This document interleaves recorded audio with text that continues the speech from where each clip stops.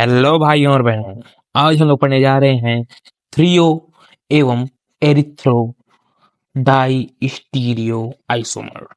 Threo and erythro किस प्रकार का होता है, इस चीजों को आज हम लोग पढ़ेंगे।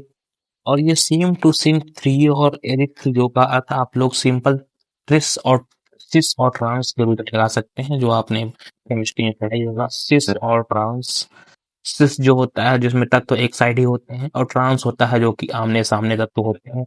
आपने देखा ही होगा सिस और ट्रांस। अब इस थ्रियो और एरिथ्रो भी सेम टू सेम ही होता है। तो इसे चलिए हम लोग अब समझते हैं। तो यहाँ बस एरिथ्रो प्रतिबिंब हमारे पास दिख रहा है। ये है हमारा एरिथ्रो प्रतिबिंब। एरिथ्रो प्रतिबिंब में आपको इस प्रकार से दिखाई दे रहा होगा कि यहाँ पर जो हम एक ही साइड के तत्व हैं, दोनों एक ही साइड दिखाई दे रहे हैं, और इस तरह प्रतिबिंब है जस्ट ऑफ अपोजिट हो गया है। इसमें कोई भी दिक्कत वाली बात नहीं हो रही है एरिथ्रो प्रतिबिंब को। और इसकी परिभाषा को भी हम लोग देखेंगे, जिससे आपको आसानी से समझ में आ जाएगा। तो यहाँ पर एरिथ्रो में हमारे बीआर जो तत्व दिखाई दे रहे हैं वो एक ही साइड दिखाई दे रहे हैं, और उसका प्रतिबिंब तो उसका उल्टा ही होता है, सिंपल। अब यहाँ पर जो हमारा थ्रियो प्रतिबिंब है वो देख रहे हैं हमारा बीआर जो है कि दोनों के अपोजिट साइड में है। अपोजिट साइड में होने से इसे हम थ्रियो कहते हैं, और जो हमारा एक ही साइड होता है तो उसे एरिथ्रो। एक ही साइड नाम से समझ में आ रहा है, एक ही साइड मतलब एरिथ्रो, और अलग अलग साइड है मतलब थ्रियो। ठीक है, उसका प्रतिबिंब रूप तो इस प्रकार से दिखाई देगा ही। अब यहाँ पर हमको समझना है कि किस प्रकार से इसमें परिभाषा को देंगे। चित्र को आप बना लीजिएगा, जिससे आपको टीचर को समझाने में आसानी होगी, क्योंकि टीचर को जब समझ में आएगा तभी आपको नंबर मिल पाएगा। तो एरिथ्रो समावयवी, दो समान समूह कार्बन श्रृंखला के एक ही ओर होते हैं तो इसे हम एरिथ्रो समावयवी कहते हैं।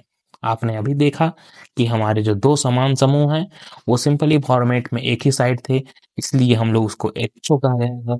और जब दो समान दो हमारे समूह होते हैं तथा एक दूसरे के विपरीत साइड होते हैं तो उसे हम लोग कह देते हैं थ्रियो। अब इसको हम देखते हैं। तो अभी आपने देखा एरिथ्रो की परिभाषा। अब हम आते हैं थ्रियो की परिभाषा। थ्रियो में जब एक समान समूह कार्बन श्रृंखला के विपरीत दिशा में होते हैं तब इसे हम थ्रियो समावयवी कहते हैं। इस चीज को भी आप आसानी से समझ गए होंगे। अब एक और दो ऐसे जोड़े समूह हैं जो कि प्रतिबिंब चित्र में है। प्रतिबिंब चित्र में एक और दो हमने देखा, और तीन और चार जोड़े एक दूसरे के प्रतिबिंब चित्र में है।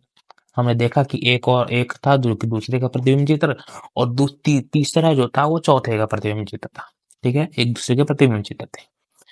अब लेकिन जब एक व तीन की बात की जाती है तो हमारा पहला से तीसरा मतलब एरिथ्रो से थ्रियो की बात की जा रही है। एक से तीन, दो से चार, एक से चार, दो से चार।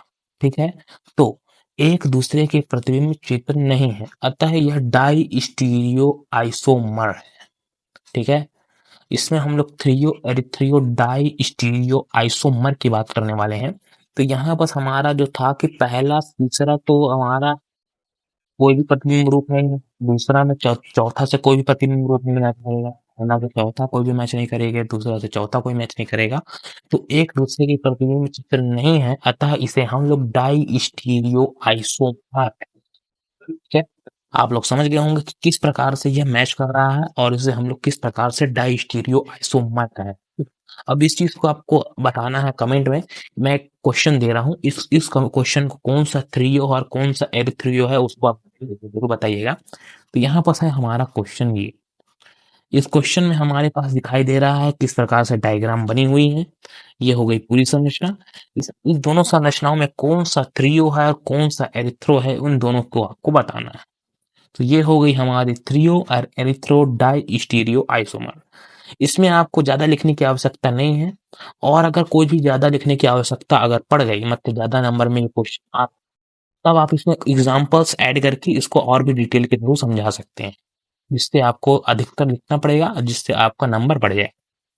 तो ये था हमारा थ्रियो और एरिथ्रो डाई स्टीरियो आइसोमर। इसकी डॉक्यूमेंट्स टेलीग्राम चैनल मिल जाएंगी, तो मेरे टेलीग्राम चैनल को जरूर ज्वाइन कर लीजिएगा। और जो भी क्वेश्चन होगी तो वो मुझे कमेंट में पूछिएगा, और कोई क्वेश्चन अलग से होगा, मतलब कोई भी दूसरा कोई भी क्वेश्चन हो जिसका मैं वीडियो तुरंत ही बनाता हूँ, अगर आपको चाहिए होगा तो। हम मिलते हैं अगली वीडियो में, तब तक के लिए धन्यवाद।